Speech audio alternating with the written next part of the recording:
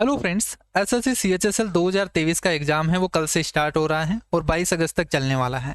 तो जिन भी स्टूडेंट्स का एग्जाम है उन्होंने अपना स्टेटस देख लिया होगा कि कौन से डेट को एग्जाम होने वाला है और कौन से शिफ्ट में होगा। तो उन सभी स्टूडेंट्स के लिए आज की क्लास में हम बात करेंगे कि आपको पेपर को कैसे अटेम्प्ट करना चाहिए जिससे कि आप इफेक्टिव तरीके से पेपर दे सको और अपना 100% आउटपुट निकाल सको और आपको टाइम की भी कमी ना पड़े। तो वो सारी चीज़ें हम यहाँ पे डिटेल में बात करेंगे। टोटल 5 पॉइंट पे आपको ध्यान रखना है। पहला पॉइंट आपको ध्यान ये रखना है कि आपको एग्जाम से एक दिन पहले आपको क्या क्या करना है, क्या क्या चीज़ आपको पढ़नी है और क्या चीज़ आपको छोड़नी है, वो सारी चीज़ें हम इस पॉइंट में बात करने वाले हैं। बिल्कुल डिटेल में आपको बताऊंगा और अगर आप इन 5 पॉइंट पे काम करते हो ना तो आपका 100% आउटपुट निकाल लोगे। जितना आपने पढ़ा है ना उतना आप वहाँ से निकाल पाओगे और आपको टाइम की कमी नहीं पड़ेगी एग्जाम में। इसके लिए मैंने पहले भी वीडियोस बहुत सारी बनाई हैं जिसमें मैंने बताया कि आपको टेक्स्ट बुक पे भी टेस्ट देके बताया कि आपको कैसे आपको टाइम मैनेज करना है मैथ में। लेकिन आज हम बात करेंगे पूरे जितने भी 4 सेक्शन हैं उन सभी 4 सेक्शन की कि कैसे पूरा पेपर आपको अटेम्प्ट करना है, वो इस चीज़ पे हम बात करने वाले हैं। दूसरा पॉइंट हमारा ये होगा कि जब एग्जाम है तो एग्जाम से पहले जैसे आधा घंटा आपको मिलता है वहाँ पे आप बैठते हो, तो उस बैठने के टाइम पर उस आधे घंटे में आपके दिमाग में क्या चीज़ चलनी चाहिए जिससे कि आप टाइम में और जिससे कि आप अपना पेपर है वो इफेक्टिव तरीके से दे सको। ठीक है, वो चीज़ हम बात करेंगे। तीसरा पॉइंट हम बात करेंगे कि आपको सेक्शन कौन सा अटेम्प्ट करना है, कि पहले आप कौन सा सेक्शन अटेम्प्ट करो, दूसरे पे कौन सा, तीसरे पे कौन सा और चौथे पे कौन सा, उसका हम ऑर्डर देखेंगे जिससे कि आप वहाँ पे एग्जाम में टाइम की कमी नहीं पड़ेगी। चौथा पॉइंट हम बात करेंगे कि आपको कौन से सेक्शन में कितना कितना टाइम आपको देना है। कि आप कर रहे हो कि पहला सेक्शन आपने ले लिया, मैथ का उठा लिया और मैथ में आपको क्वेश्चन नहीं आया, उसी में आप लेके बैठ गए और आपका टाइम पूरा हो गया। तो ये चीज़ नहीं करनी। तो हम टाइम पे बात करेंगे आपको कौन सा सेक्शन में कितना टाइम देना है पर्टिकुलरली, जिससे कि आपका पेपर है वो टाइम के अकॉर्डिंग इजीली सोल्व हो सके। ठीक है, उस पर बात करने वाले हैं। और लास्ट में हम बात करेंगे कि कितने राउंड में आपको सोल्व करना है पेपर को, वो सारी चीज़ें हम यहाँ पे डिस्कस करने वाले हैं। इस 5 पॉइंट को अगर आप कर लेते हो ना तो आपका एग्जाम का जो पेपर होगा ना वो बिल्कुल अच्छे तरीके से होगा और टाइम की तो बिल्कुल भी कमी नहीं पड़ेगी आपको। ठीक है, तो पहला पॉइंट हम लेते हैं कि आपको एग्जाम, जैसे कल एग्जाम है तो आज आपको क्या करना है वो चीज़ हम बात करेंगे। जैसे तो वैसे तो मैं देखो यहाँ पे नहीं बताता कि आपको एग्जाम से पहले इतना कुछ पढ़ना है या आपको 6 घंटे 7 घंटे पढ़ के जाना है, रात को पढ़ना है। ये कभी भी मत करना। अगर आपका एग्जाम नेक्स्ट डे है, चाहे किसी का भी एग्जाम हो, ठीक है, किसी भी एग्जाम हो, एसएससी का हो, रेलवे का हो, किसी भी एग्जाम हो, आपका एग्जाम से पहले आपको ज़्यादा नहीं पढ़ना है, बिल्कुल रिलैक्स होके जाना है जिससे कि आप एग्जाम अच्छी तरीके से दे सको। और एक चीज़ आपको ये करनी है कि आपको नींद पूरी लेके जानी है। ऐसा है कि आप रात को पढ़ रहे हो, पूरी रात आपने काली कर दी और फिर दूसरे दिन एग्जाम दे रहे हो और वहां पे आपको नींद आ रही है। तो ऐसा कभी भी मत करना। जितनी आपको नींद की रिक्वायर्ड है वो आपको पूरी करके जानी है। पढ़ाई आपको नहीं करनी है ज़्यादा, आपको केवल पूरे दिन में 2 से 3 घंटे ही पढ़ने हैं। और उस 2 से 3 घंटे में क्या क्या पढ़ने हैं उस पर हम बात करते हैं। पहले हम देखो यहाँ से मैथ और रीजनिंग की बात करते हैं। तो मैथ और रीजनिंग में पूरा कंप्लीट सिलेबस नहीं करने के बैठ जाना कि आप पूरा का पूरा सिलेबस करने को बैठ गए कि हमें तो एक बारे में पूरा रिवीजन करके जाना नहीं। आपने अगर कोई शॉर्ट नोट्स बना रखे हैं, जितने फॉर्मूले हैं, जितने इंपॉर्टेंट पॉइंट है, तो उनको आप याद करके जाना है। जैसे यहाँ से अर्थमेटिक की बात करें तो अर्थमेटिक में जितने भी फॉर्मूले हैं और जितने ट्रिक्स में हम बनाते हैं कि 100 ट्रिक्स में सोल्व करते हैं ना, वो ट्रिक्स वाले पॉइंट हैं उनको आप देख के चले जाओ। एडवांस की बात करें तो एडवांस में तो पूरा खेल आपका याद करने का है। जैसे प्रॉपर्टीज हो गई, सर्किल की प्रॉपर्टीज हो गई, ठीक है, किसी भी डायग्राम की प्रॉपर्टीज हो गई, इसमें ये फॉर्मूला बनता है, ये प्रॉपर्टीज होती हैं, तो वो प्रॉपर्टीज तो आपको याद होनी चाहिए तभी आप वहां पे लगा पाओगे। तो आपको एग्जाम से पहले वो चीज़ आपको याद करके जानी है। साथ में जैसे मेंसुरेशन हो गया, ट्रिग्नोमेट्री हो गया, तो उनके फॉर्मूले आपको याद होने चाहिए। आप वहां पे एग्जाम में चले गए, आपको याद ही नहीं आ रहा, वो फॉर्मूला याद नहीं आ रहा, ट्रिग्नोमेट्री का सिंपल सा फॉर्मूला, तब वहां पे आप टाइम ज़्यादा लगा रहे हो, फिर टाइम की कमी पड़ जाएगी। तो आपको क्या करना है, जितने भी फॉर्मूले हैं और जितनी प्रॉपर्टीज हैं, जितने इंपॉर्टेंट पॉइंट है, वो सभी आपको रीजनिंग और मैथ के याद करके जाने हैं। दूसरा हम बात करते हैं इंग्लिश में। इंग्लिश में अगर आपने शॉर्ट नोट्स बना रखे हैं, जैसे इंग्लिश ग्रामर के, वोकेब कभी मत पढ़ना आप। वोकेब अगर आपने पढ़ने बैठ गए और आपको मान लीजिए किसी वर्ड आपको याद नहीं आया तो आपका मोरल डाउन हो जाएगा, आपका कॉन्फिडेंस डाउन हो जाएगा वहाँ पे कि हमें तो ये पॉइंट ये मीनिंग है ये याद ही नहीं है इतनी ईजी, तो एग्जाम में कैसे याद होगी। तो फिर कॉन्फिडेंस डाउन होते ही आपका पेपर है ना वो खराब हो जाएगा। पूरा खेल है कॉन्फिडेंस का है। अगर आप एसएससी में कॉन्फिडेंस से जाओगे, बिल्कुल रिलैक्स होकर जाओगे, तो ईजिली कर पाओगे। जितना आप स्कोर कर रहे हो टेस्ट में, अगर मान मान लीजिए आपके 110 नंबर 105 नंबर भी आ रहे हैं ना, अगर आप रिलैक्स होके बिल्कुल अच्छे तरीके से जाओगे ना एग्जाम में, तो आपके वही 110 नंबर हैं एग्जाम में 130 नंबर बन जाएंगे। लेकिन आपको थोड़ा सा रिलैक्स होके और अच्छे तरीके से देना है पेपर को। पेपर अटेम्प्ट करने का तरीका सही होना चाहिए, तभी आप ये स्कोर कर पाओगे। नहीं तो कई स्टूडेंट मैंने ऐसे भी देखे हैं जिनके 140 150 नंबर टेस्ट में आते हैं और जैसे वो एग्जाम में बैठते हैं तो 110 नंबर पे आके टिक जाता है। तो ऐसे मतलब उनका पेपर का जो करने का तरीका होता है ना, वो गलत होता है। तो आपको बस इसी चीज पे ध्यान रखना है कि आपको पेपर कैसे अटेम्प्ट करना है, उस पर हम पूरा का पूरा डिटेल बात करेंगे। इंग्लिश का मैंने बता दिया, यहाँ पे आपको जितने भी ग्रामर्स के रूल हैं वो सारे के सारे याद करके जाने हैं। जीएस में अगर आपने शॉर्ट नोट्स बना रखे हैं, जितने भी डेट्स हैं इंपॉर्टेंट डेट्स हैं, जैसे हिस्ट्री में हैं तो जितने भी इंपॉर्टेंट डेट्स हैं उनको आपने एक बार रिकॉल कर लिया, ठीक है, उनको कर लिया। तो ज़्यादातर मेन वो डेट्स का ही रहता है कि आप पहले वाले दिन अगर आप डेट को याद करके जाते हो तो दूसरे दिन वो इजीली याद रहती है, ठीक है। अगर आपने लंबे समय से पहले पढ़ा हुआ है तो फिर वो याद करने में थोड़ा सा दिक्कत आ जाता है एग्जाम में, इसलिए पहले वाले दिन आपको थोड़ा सा एक बार नज़र मार के जानी है। साथ में आपने करंट अफेयर जहाँ से भी पढ़ा है, ठीक है, चाहे आपने यूट्यूब से पढ़ा हो, चाहे आपने किसी दूसरे टीचर का सब्सक्रिप्शन लेके पढ़ा हो, या खुद के नोट्स बनाए हो, या किसी ल्यूसेंट से पढ़ा हो, तो आपको वो चीज़ आपको याद करके जानी है, क्योंकि करंट अफेयर है वो मेन रोल रखता है। क्योंकि और चीज़ तो कई सवाल हैं कहीं से भी पढ़ रहे हैं तो उनका तो पता नहीं है, आ भी जाए नहीं भी आए, लेकिन करंट अफेयर का हमेशा फिक्स है कि यहाँ से 6 से 7 सवाल बनते हैं। तो 6 से 7 सवालों में से आप 4 से 5 सवाल तो कर सको वहाँ पे। तो इसलिए आपको क्या करना है, जनवरी से लेके जून तक का लास्ट 6 मंथ का आपको याद करके जाना है। वैसे सीजीएल में तो अभी लास्ट ईयर का भी पूछा गया सवाल है, लास्ट ईयर भी पूछा गया मतलब करंट अफेयर है, लेकिन आपको उतना तो याद नहीं कर पाओगे। अगर आपके पास टाइम रहता है तो कर लेना, नहीं तो बाकी जिनका एग्जाम जैसे मान लीजिए कि 5 दिन या 10 दिन बाद में है तो उनको क्या करना है, वो तो कर सकते हैं किसी, ठीक है, लास्ट ईयर का थोड़ा सा 2-3 महीने का और कर सकते हैं, जैसे अक्टूबर नवंबर दिसंबर का 3 महीने का और कर लो, ठीक है। बाकी जिनका 1-2 दिन में एग्जाम है उनको केवल जनवरी से लेकर जून तक के जितने भी वीडियोस हैं उनको देख लो, या अपने शॉर्ट नोट्स हैं उनको देख के जाना है, इनको याद करके जाना है, ठीक है। तो ये पहला पॉइंट हो गया कि आपको एग्जाम से पहले क्या चीज़ पढ़नी है, और ये चीज़ आपको 3 से 4 घंटे ही पढ़नी है पूरे दिन में, ठीक है। इसके अलावा ज़्यादा टाइम मत पढ़ना आप कि आप पूरे दिन बैठ के सुबह 7 बजे से पढ़ना स्टार्ट किया और शाम के 7 बजे तक पढ़ रहे हो, ये चीज़ कभी भी मत करना। आपको केवल पूरे दिन में 3 से 4 घंटे ही पढ़ने और शॉर्ट रिवीजन करना है, वो कंप्लीट नहीं पढ़ना है कि आप कंप्लीट करने के लिए बैठ गए, ठीक है। तो पहला पॉइंट आपके पास क्लियर हो गया कि पहले दिन आपको क्या करना है। हो सके तो आप एक मूवी देख के चले जाना शाम को, ठीक है, इससे आपका माइंड है थोड़ा सा अच्छे तरीके से फील करेगा और अच्छे तरीके से आपका एग्जाम दे सकोगे। इसके अलावा अब ये पॉइंट आता है आपके पास कि ये सर हमारे पास तो ये शॉर्ट नोट्स है ही नहीं, तो हम कहाँ से पढ़ें, ठीक है। तो इसके लिए एक उपाय है, ठीक है। ये मैंने अपने मतलब शॉर्ट नोट्स जो बच्चे हैं कि जिनको एग्जाम नेक्स्ट डे हैं और उनको पहले वाले दिन रिकॉल करना हो, तो उनके लिए रिवीजन के लिए मैंने बनाए थे मैथ और इंग्लिश के लिए, ठीक है। जिनमें मैथ में आपको यहाँ पे कंप्लीट अर्थमेटिक और एडवांस के जितने भी फॉर्मूले हैं, इंपॉर्टेंट पॉइंट्स हैं, वो सारा कुछ यहाँ पे लिखा हुआ पीडीएफ में मिल जाएगा। इंग्लिश के जितने भी ग्रामर रूल्स हैं वो आपको मिल जाएंगे, तो जो भी लेना चाहता है वो डिस्क्रिप्शन बॉक्स में आपको लिंक मिल जाएगी, वहाँ से ले सकते हो। अगर कोई लेना नहीं चाहता है कि उनके पास पैसा नहीं है तो वो क्या करे, यूट्यूब पर मैंने सीजीएल से पहले क्विक रिविजन के नाम से एक क्लास ली थी जिसमें अर्थमेटिक और एडवांस मैथ के जितने भी इंपॉर्टेंट पॉइंट्स थे और अभी जो ट्रेंडिंग सवाल बन रहे हैं उन पर टाइप भी मैंने वहां पे बता दिया है, तो वो वीडियोस आप देख लेना एग्जाम से एक दिन पहले, ठीक है। वो वीडियो आपको देख के जाना है, चाहे आप ये लो या मत लो, वो वीडियो आपको देख के जाना है, क्योंकि उसमें मैंने जितने भी अभी जो टाइप के जो सवाल ट्रेंडिंग चल रहे हैं, ठीक है, अलग अलग एग्जाम में, जैसे एमटीएस हो गया, सीएचएसएल हो गया, जो लास्ट ईयर से लेके अभी तक 1 साल में जो ट्रेंडिंग टाइप चल रहे हैं उसमें मैंने सारा का सारा बता दिया है कि जितने पॉइंट है इंपॉर्टेंट है सारा कुछ यहाँ पे इसमें बता दिया है। वो 3 घंटे की वीडियोज हैं, ठीक है, लेकिन आपको 3 घंटे से नहीं देखना। जिनका आगे वीडियो एग्जाम है 2-4 दिन बाद में है तो वो तो दे सकता है, लेकिन जिनका कल ही एग्जाम है वो एक बार गो थ्रू कर लेना या इन पीडीएफ से कर लेना, वो बेस्ट रहेगा, ठीक है। पूरा 3 घंटे का वीडियोस मत देखना। तो हम बात करते हैं सेकंड पॉइंट के ऊपर। सेकंड पॉइंट अब बात आता है कि जैसे हमारे पास पहले दिन का बता दिया कि मैंने पहले दिन आपको क्या करना है। अब जैसे एक दूसरे दिन एग्जाम है तो एग्जाम से पहले एक तो आपको 1 घंटे 1.5 घंटे पहले आपको वहां पे जाना है और एंट्री स्टार्ट हो जाती है आपके पास आधे घंटे पौन घंटे पहले जैसे हो जाती है।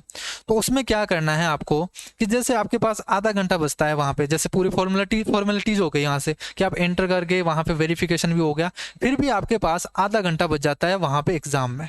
तो वो आधा घंटे में आपको क्या करना है उस पर हम डिस्कस करेंगे।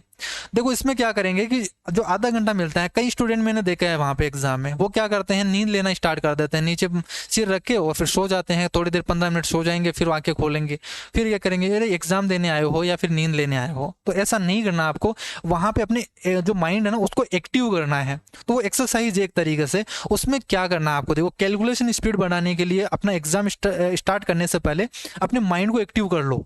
कैसे, जैसे यहाँ से जितने भी इंपॉर्टेंट फॉर्मूले वगैरह हैं वो तो आपने याद कर लिया, वो एक बार रिकॉल कर लो।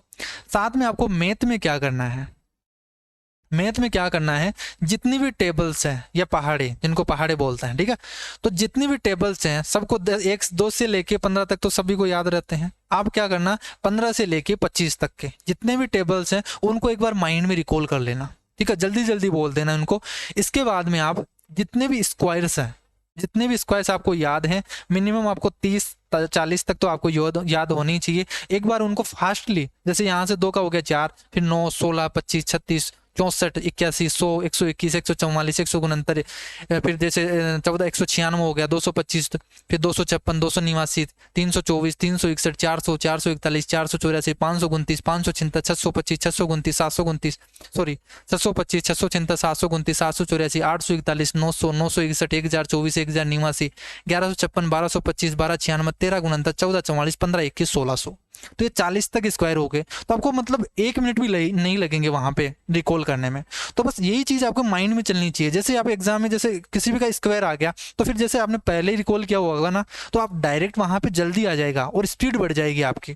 तो एक चीज ये करनी है, जितने भी क्यूब हैं उनको आपको याद करना है, जो आपको याद है 10 तक हो 15 तक हो जो भी याद हो उनको रिकॉल कर देना। साथ में जितने ट्रिपलेट हैं ये तो आपको याद करने ही करने हैं, यहाँ पे पहले भी याद करके जाने हैं, ठीक है, एग्जाम से पहले वाले दिन और एग्जाम से आधे घंटे पहले भी इनको याद करना है, क्योंकि बहुत इंपॉर्टेंट है। कई सवाल हैं, 1 से 2 सवाल तो ऐसे आएंगे बिल्कुल ट्रिपलेट पे आएंगे और फिर वहां पे आप उस तरीके से पाइथागोरस थ्योरम लगा के करोगे, उससे अच्छा है आपको ट्रिपलेट याद है, तो ट्रिपलेट याद रहेगा तो आपका टाइम बचेगा। तो ये चीज पे काम करना आपको।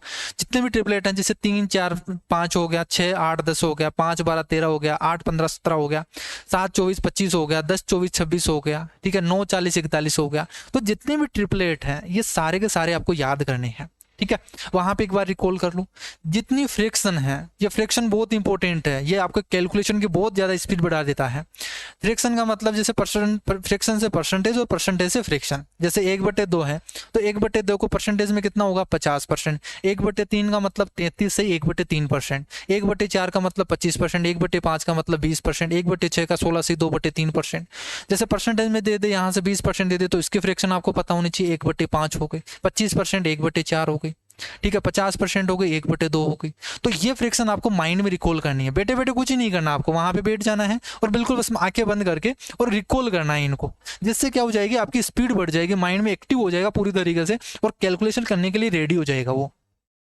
इसके साथ आप रीजनिंग में क्या कर सकते हो, रीजनिंग में ये इंपॉर्टेंट है, देखो ये चीज, रीजनिंग में आप क्या करो, जितने भी अल्फाबेट्स हैं उन अल्फाबेट्स के आप नंबरिंग याद कर लो। जैसे एम आ गया तो एम कितने पे आता है, 13 नंबर पे आ गया। जैसे पी है 16 पे आ गया, आर है 18 पे आ गया, ओ है ये 15 पे आ गया।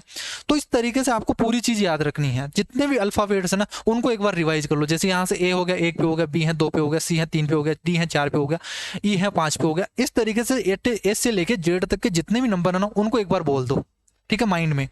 इसके अलावा इनके रिवर्स, जैसे ए का उल्टा क्या होगा, जेड होगा, बी का उल्टा वाई हो गया, सी का उल्टा एक्स हो गया, डी का उल्टा डब्ल्यू हो गया।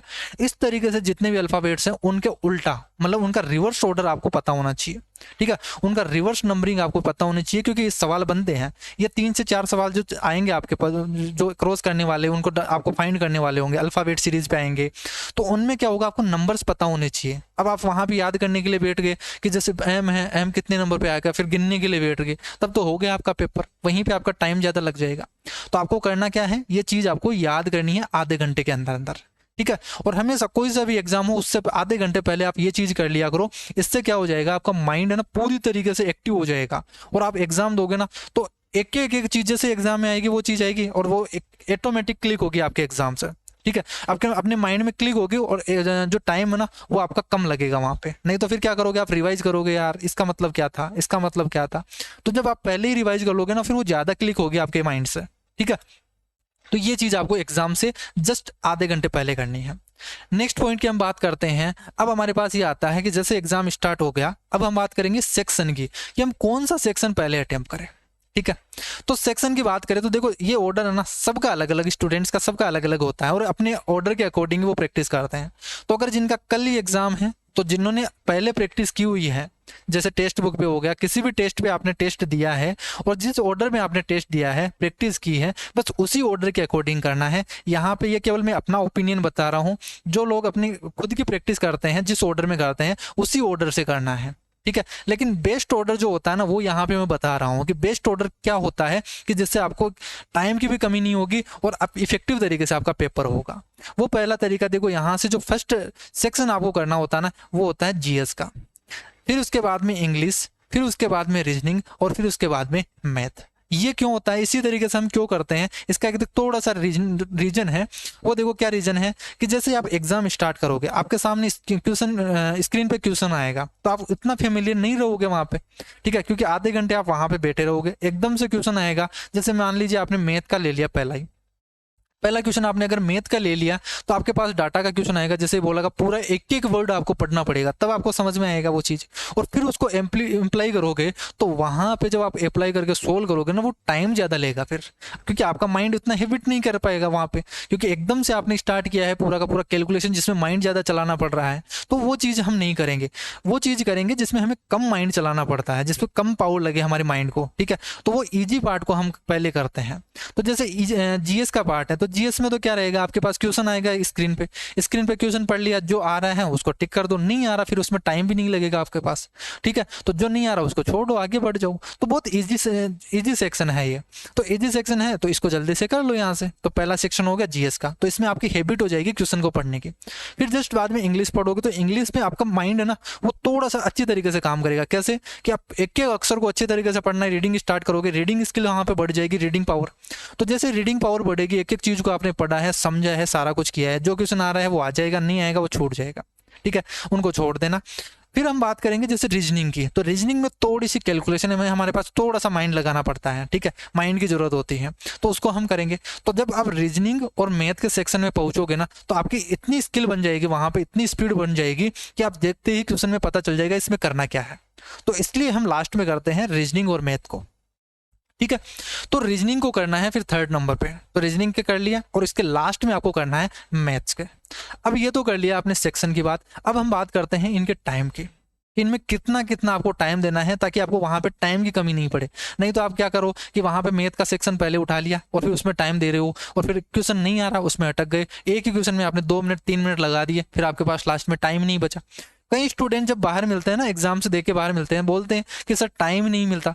अगर टाइम थोड़ा सा और मिल जाता तो हम थोड़े से ज्यादा क्वेश्चन कर लेते हैं, हमारे पास आ तो रहे थे वहां पे क्वेश्चन। जैसे मैथ का ही रहता है, सबसे ज्यादा इश्यू रहता है मैथ का, कि मैथ में वो कितने अटेम्प्ट कर पाते हैं। अगर वो धीरे धीरे करेंगे तो 18 क्वेश्चन 17 क्वेश्चन 25 में से इतने ही अटेम्प्ट हो पाएंगे। और फिर बोलते हैं कि सर थोड़ा सा टाइम और मिल जाता ना, तो मैं आराम से 24-25 क्वेश्चन अटेम्प्ट कर देता। लेकिन टाइम कहाँ से मिलेगा अगर आपको पता ही नहीं है आपको सेक्शन में कितना टाइम लगाना, आपको कितने टाइम में करना है, किस तरीके से करना है। तो वो चीज़ आपको देखो मायने रखेगी। और टाइम का खेल है एसएससी में। आपने एसएससी में अगर टाइम के अकॉर्डिंग कर लिया ना, तो आपकी पूरी की पूरी मेहनत है वो आपके आउटपुट में बदल जाएगी। लेकिन अगर आपने कितनी भी मेहनत की हुई हो और आपने टाइम का अच्छी तरीके से मैनेज नहीं किया एग्जाम में, तो पूरी जितनी भी मेहनत है ना, वो पूरी की पूरी वेस्ट हो जाएगी, आपका करियर बर्बाद हो जाएगा, 1 साल खराब हो जाएगी पूरी की पूरी। तो आप बस ये टाइम का खेल है एसएससी में। पूरे एग्जाम में जितने भी एग्जाम है ना, जो एसएससी है वो आपसे हमारे से चाहता क्या है, वो केवल टाइम का मैनेजमेंट चाहता है कि आप टाइम के अकॉर्डिंग डिसीजन कितना ले पाते हो, तो वो चीज देखता है वहां पे। ठीक है, तो उसी चीज को आपको यहाँ पे अप्लाई करना है कि देखो जहां से जीएस है, अब मैं बात करता हूँ यहाँ पे पूरे सेक्शन की। जैसे पहला सेक्शन आपने लिया जीएस का, ठीक है, तो जीएस में तो पूरा का पूरा पढ़ने वाला पार्ट है। तो उसको क्या करो आप, जितना जल्दी पढ़ सको ना उतना जल्दी पढ़ो। आंसर आ रहा है तो क्लिक करो, और नहीं आ रहा है तो छोड़ दो, आगे बढ़ जाओ। और इस तरीके से ये 5 मिनट मैंने मैक्सिमम बताए हैं, आपको कोशिश करनी है ये 3 से 4 मिनट में कर पाओ, क्योंकि आप इन 2 सेक्शन में टाइम बचा सकते हो। इन 2 सेक्शन में टाइम नहीं बचेगा। अगर इसमें टाइम रहेगा तो आपका अच्छा सेक्शन जाएगा, ये अच्छा पेपर होगा। और अगर इन दोनों सेक्शन में अगर आपने खराब कर दिया, इनमें अगर ज्यादा टाइम लगा दिया, तो ये डेफिनेटली है यहाँ से दोनों सेक्शन खराब होंगे आपके। तो कोशिश करना है इन 2 सेक्शन में आप टाइम बचाओ। जैसे यहाँ पे मैंने बोल दिया, यहाँ पे एक पूरा ओवरऑल दे दिया कि आपको यहाँ पे 5 मिनट लगाने हैं, 10 मिनट लगाने हैं, 15 मिनट लगाने हैं, 30 मिनट लगाने, लेकिन कोशिश ये करना है कि इससे कम ही हम लगाए। जैसे यहाँ से जीएस की हैं तो 3 से 4 मिनट में कोशिश करना कि जो भी क्वेश्चन है उनको जल्दी से पढ़ो और जो आ रहे हैं उनको करो, नहीं आ रहा उनको छोड़ दो, आगे बढ़ जाओ, और केवल एक राउंड में। तो तीसरा पॉइंट और चौथा पॉइंट एक ही है कि यहाँ से कौन से में कितना टाइम लगाना है और कितने राउंड में करना है। तो मैं दोनों को एक में ही समझा देता हूँ आपको। जैसे जीएस है, ठीक है, तो जीएस का मैंने बता दिया, इनको कोशिश करो आप 3 से 4 मिनट में करने की, और इन 3 से 4 मिनट में आपको एक ही राउंड में कंप्लीट कर देना है। फिर आपको दोबारा नहीं आना है पूरे पेपर में, पूरे 1 घंटे में दोबारा यहाँ पे देखना ही नहीं है इस जीएस को। तो जीएस को 3 से 4 मिनट में हटा दो, इसको दोबारा आना ही नहीं है इस सेक्शन में, ठीक है। तो ये 3 से 4 मिनट में आपके कंप्लीट हो गए। फिर जैसे हम चलेंगे इंग्लिश में, तो इंग्लिश में भी आपको एक ही राउंड में करना है, इसमें भी दोबारा नहीं आना आपको। एक बार कर लिया अटेम्प्ट तो बस कर लिया, इसके बाद में दोबारा नहीं आना इस सेक्शन में, क्योंकि दोनों ही पढ़ने वाले पार्ट है। जो आ रहे हैं वो आ रहे हैं, उनको कर दो, नहीं आ रहे उनको छोड़ दो, बस यही होगा। इसमें तो अलग से कुछ नहीं होगा कि आप दिमाग लगा रहे हो कि दिमाग लगाएंगे तो थोड़ा सा हो रहा जाएगा, नहीं, ऐसा नहीं है। जैसा आपको जो कुछ आ रहा है उनको कर दो और जो नहीं आ रहा उनको छोड़ दो और आगे बढ़ जाओ, इसी से टाइम बचेगा आपका। तो जैसे यहाँ पे 10 मिनट है तो कोशिश करना जैसे यहाँ पे आपकी जो टाइम चलेगा ना वो उल्टा चलेगा, कि जैसे आपने 3 से 4 मिनट इसमें लगा दिए, जीएस में हो गए, तो आपके पास बच जाएगा यहाँ से 60 मिनट में से 4 कम हो गए, यानी 55 मिनट हो गए। तो यहाँ पे फिर 55 मिनट बचेंगे आपके पास। तो कोशिश करना कि जब आप इंग्लिश कंप्लीट कर जाओ, यहाँ से इंग्लिश कंप्लीट कर जाओ, तो आपके पास यहाँ पे बचने चाहिए 46 से 47 मिनट। जब आप यहाँ से स्टार्ट करो ना रीजनिंग, तब यहाँ पे कोशिश करना कि यहाँ पे 46 से 47 मिनट आपके पास बचे और ये दोनों सेक्शन कंप्लीट हो जाए, तब आपके पास पेपर है, वो पॉसिबिलिटी है वो अच्छा ही होगा। दोनों सेक्शन आप अच्छा करोगे, और ये दोनों सेक्शन है ना, ये दोनों सेक्शन ही डिपेंड करते हैं, क्योंकि दोनों सेक्शन में हम अच्छा स्कोर कर सकते हैं। हमें ये दोनों सेक्शन ही अच्छी तरीके से आते हैं कि आप देखो 25 सवाल इनके और 25 सवाल में 50 सवाल आप इजीली कर सकते हो और 100% एक्यूरेसी के साथ कर सकते हो, अगर आपको टाइम मिलता है वहाँ पे। और आप थोड़ी सी भी जल्दीबाजी कर दोगे तो ये सेक्शन क्या हो जाएगा, खराब हो जाएगा। आप गलती कर दोगे, छोटी मोटी मिस्टेक करोगे, उसी से आपके नेगेटिव मार्क होके ये दो सेक्शन है ना 25 सवाल जैसे 100 नंबर का हो गया, फिर आपके 80 नंबर 70 नंबर बनेंगे। तो इनमें कोशिश करो इनमें आपके पास टाइम बचे, तो टाइम बचेगा तो ये अच्छे सेक्शन होंगे, अच्छी तरीके से होंगे, तो आपके 100 में से चांस है कि आप 95 प्लस स्कोर कर पाओ इन दोनों में। तो जैसे इन दोनों में 95 प्लस स्कोर कर दिया, फिर स्कोर ऑटोमेटिकली ओवरऑल स्कोर होना जो होगा ना वो ऑटोमेटिकली बढ़ जाएगा आपका। तो बस दो जो ये पहले 2 सेक्शन है ना यही डिपेंड करते हैं आपके, ये 2 सेक्शन में आपको टाइम बचाना है। और इनमें देखो इंग्लिश में क्या करना है, इंग्लिश में जो क्वेश्चन आ रहे हैं उनको पहले कर लो। इसमें छोड़ना क्या है, देखो करना तो एक ही राउंड में है, लेकिन एक राउंड में क्या करना है, जैसे 10 मिनट मैंने बोला कि 10 मिनट के अंदर करना है। आप क्या करो, जो क्वेश्चन आ रहे हैं ना उनको एक अटेम्प्ट में जल्दी से कर दो, 3 से 4 मिनट में हो जाएंगे। 25 सवालों में से गो थ्रू कर दो एक बार, जो कुछ आ रहे हैं उनको कर दो दबा दब। और छोड़ना क्या है, एक तो पेरा जंबल के सवाल पहले राउंड में मत करना, ठीक है, और एक क्लोज टेस्ट और पेरा जंबल मत करना। और बाकी के जितने भी सिनोनिम एंटोनिम्स हो गए, वन वर्ड सब्स्टिट्यूशन हो गए, एरर फाइंडिंग का हो गया, जितने भी पार्ट है उनको कंप्लीट कर दो। जैसे यहाँ से पेरा जंबल और यहाँ से जो पैसेज वगैरह का है, तो उनमें तो क्या होगा, देखिए लगभग कितने सवाल होंगे, यहाँ से 2 सवाल तो इसके आएंगे और 5 सवाल इसके आएंगे, तो 7 सवाल तो हट गए यहाँ से। तो आपके पास बचे केवल 17-18 सवाल। तो 17-18 सवाल करने में आपके 3 से 4 मिनट लगेंगे, आप इजीली कर पाओगे। फिर जैसे 6 से 7 मिनट आपके पास बचे, उन 6 से 7 मिनट में आपको क्या करना है, सबसे पहले पेरा जंबल आपको करना है, ठीक है। तो पेरा जंबल करना है, फिर आपको जो भी क्लोज टेस्ट दे रखा है उस पे चलना है। पेरा जंबल में क्यों बोल रहा हूँ पहले, क्योंकि पेरा जंबल में आप 4 लाइन पढ़ोगे, उसको अरेंज करोगे, ठीक है, तो उससे आपकी रीडिंग स्पीड थोड़ी सी बढ़ जाएगी। या उल्टा भी कर सकते हो करने में, ठीक है, कि आप पहले क्लोज टेस्ट को कर लो, लेकिन क्लोज टेस्ट में क्या होता है, आपको वो फिलिंग ब्लैंक्स बनने होते हैं, तो उस पर पूरा का पूरा आपको स्किल चाहिए पढ़ने का। तो इसलिए मैं यहाँ पे बोल रहा हूँ कि आप पेरा जंबल को पहले करो। पर पेरा जंबल को आप जब पहले करोगे, 2 सवालों को पहले कर लोगे कि उनको अरेंज कैसे करते हैं, तो आपको ऑर्डर को पूरा का पूरा जचाना होगा उसमें। तो जब ऑर्डर जचाने के लिए आपको हर चीज़ वहाँ पे एक चीज़ आपको सिक्वेंशली पढ़नी होगी पूरी। तो जैसे आप पढ़ोगे रीडिंग स्पीड बढ़ जाएगी आपकी, और फिर उसके बाद में आप क्लोज टेस्ट कर देना, क्लोज टेस्ट भी आपका इजीली हो जाएगा, ठीक है। तो इस तरीके से आपको इंग्लिश के सेक्शन को करना है। फिर हम बात करते हैं रीजनिंग की। अब रीजनिंग में क्या करना है, देखो रीजनिंग और मैथ इन दोनों सेक्शन को आपको 2 राउंड में करना है। जैसे यहाँ पे मैंने बोल दिया कि यहाँ पे कितने मिनट बचे आपके पास, अब मैं पूरा का पूरा बोल देता हूँ कि यहाँ पे 10 मिनट और 15 मिनट आपने वेस्ट भी कर दिए, आपने एक भी मिनट यहाँ पे नहीं बचाया। मान लेते हैं हार्ड पेपर आ गया, कुछ भी आ गया, यानी 45 मिनट के अंदर है। देखो कितना भी हार्ड आए कितना भी ईजी आए, 45 मिनट से ज़्यादा मत जाना ही 2 सेक्शन में, ठीक है। मतलब 15 मिनट से ज़्यादा मत जाना, यहाँ पे 45 मिनट से आप कम लेके आ रहे हो यहाँ पे कि टाइम आपके पास जैसे 40 मिनट बचा, 42 मिनट बचा, फिर आप रीजनिंग स्टार्ट कर रहे हो, फिर आपका पेपर छूटने वाला है। तो कितना भी हार्ड आ जाए, कितना भी ईजी आ जाए, कोशिश करना है इस 15 मिनट के अंदर अंदर आप सोल्व कर सको इन दोनों सेक्शन को। तो जैसे मान लीजिए आपके पास ये बच गए 45 मिनट। अब इन 45 मिनट बचे हैं, अब 45 मिनट के अंदर आपको सोल्व करना है 2 सेक्शन, और 2 सेक्शन को करना है 2 राउंड में। कैसे?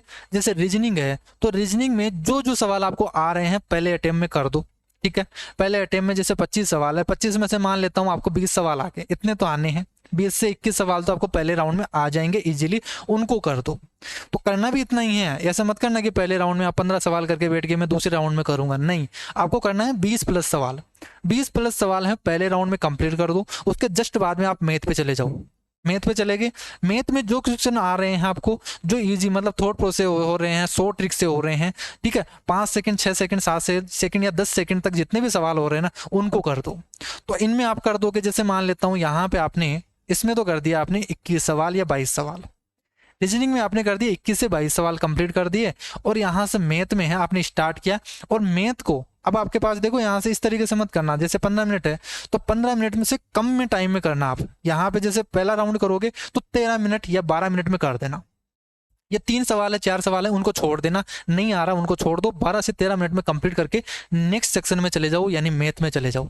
तो 12 से 13 मिनट में, यानी आप 12 से 13 मिनट में आपने रीजनिंग कंप्लीट कर लिया। अब बाकी का आप सेक्शन बचे, यानी आपके पास 35 से 36 मिनट आपके पास बचे होंगे मैथ को करने के लिए। अब इस मैथ में क्या करना है, जो क्वेश्चन आपको आ रहे हैं ना उनको पहले करना है, डीआई के सवाल को मत करना। मैंने पहले भी बताया है कि डीआई के सवाल को हम लास्ट में करते हैं, और लास्ट वीडियो में मैंने बताया है, टेस्ट देके बताया टेक्स्ट बुक पे कि कैसे अटेम्प्ट करना, और 14 मिनट में बताया कि 14 मिनट में कैसे पेपर को सोल्व किया जाता है। टोटल 25 सवालों को मैंने 14 मिनट में सोल्व करके बताए हैं, वो वीडियोस देख लेना, आपको पता चल जाएगा कैसे आपको मैथ को सोल्व करना है, ठीक है। कौन से क्वेश्चन को हम छोड़ते हैं, कौन से क्वेश्चन को हम करते हैं। तो यहाँ से मैथ में आपने कर लिया, जैसे यहाँ से 4 सवाल तो डीआई के आएंगे, 2 सवाल मान लेता हूँ आपको नहीं आए, तो 20 सवाल हो गए। तो आपने पहले राउंड में 20 सवाल कर लिए, तो 20 सवालों को करने में आपको 15 मिनट लगेंगे। आपके पास बचे कितने थे, 37 मिनट, या मैं मान लेता हूँ 35 मिनट ही बचे होंगे। तो 35 में से आपने 15 मिनट आपने क्या कर लिए, 15 मिनट में इन 20 सवालों को कर लिए। तो हो सकते हैं 15 मिनट में तो आराम से होंगे, इजी इजी सवाल है, 20 सवालों का टारगेट दे रहा हूँ, तो 20 सवाल हैं ये 15 मिनट में हो जाएंगे, ठीक है। अब आपके पास 15 मिनट और बच जाएंगे, ठीक है। 35 मिनट थे, 35 में से आपने 15 मिनट कर दिया, यानी 20 मिनट आपके पास बच गए वैसे तो, ठीक है। लेकिन मान लेता हूँ आपने 20 मिनट और कर दिया, ठीक है, 20 क्वेश्चन को 20 मिनट में कर दिया, अब भी आपके पास कितना मिनट बचा, 15 मिनट बचा आपके पास। अब इस 15 मिनट में जो लास्ट के 15 मिनट बचे ना, अब आराम फ्री हो जाओ आप, ठीक है, क्योंकि आपके पास 15 मिनट बचे हैं, और 15 मिनट में करने कितने क्वेश्चन हैं, इसमें से 4 सवाल करने हैं और इसमें 5 सवाल करने हैं। तो 15 मिनट में केवल 9 सवाल 8 सवाल करने हैं आपको, और इजीली आप सेकंड राउंड में कर जाओगे। और इसी तरीके से आपको इन दोनों सेक्शन को करना है, तभी आपका टाइम मैनेज हो पाएगा। नहीं तो आप क्या करोगे, नहीं ये सवाल तो देखो मुझे आ रहा है, आप अटक गए किसी ना किसी कैलकुलेशन में अटक गए, या मान लीजिए किसी भी तरीके से, बिल्कुल बेसिक ही होगा वहाँ पे, लेकिन बेसिक में भी आप अटक गए ना, तो वहाँ पे टाइम वेस्ट मत करना। हमेशा ध्यान रखना, एसएससी में अगर आपने 1 मिनट से ज़्यादा लगा दिया किसी क्वेश्चन में, तो ये मान लीजिए आपकी 1 साल खराब हो गई। अगर किसी क्वेश्चन में एक राउंड में, पहले राउंड में अगर 1 मिनट से ज़्यादा आपने टाइम वेस्ट कर दिया, तो समझ लेना ये साल है हमारी पूरी वेस्ट हो गई है। आपका स्कोर कभी भी 120 से 130 से ज़्यादा नहीं जाएगा। कुछ भी कर लेना आप, किसी भी क्वेश्चन को आपने एक भी क्वेश्चन अगर 1 मिनट से ज़्यादा लगा दिया, पूरा का पूरा पेपर आपका बेकार हो जाएगा।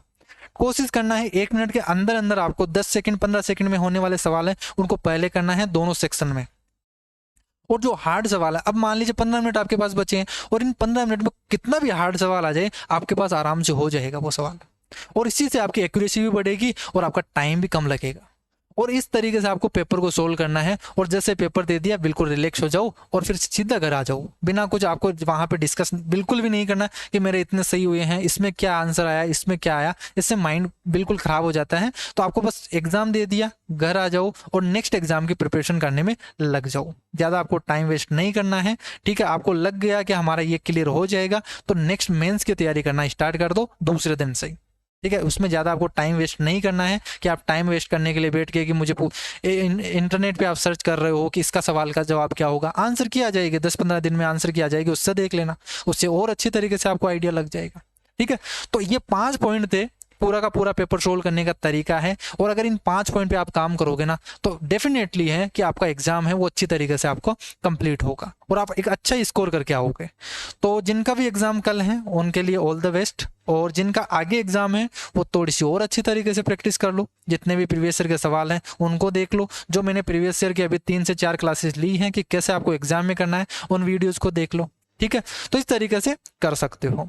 बाकी इन 5 पॉइंट पे आपको ध्यान रखना है और इन 5 पॉइंट को ध्यान रखकर ही आपको एग्जाम देना है। डेफिनेटली आपका एग्जाम है अच्छा होगा। और आज के लिए इतना ही, नेक्स्ट क्लास में हम मिलेंगे, तब तक के लिए bye bye, take care, thank you.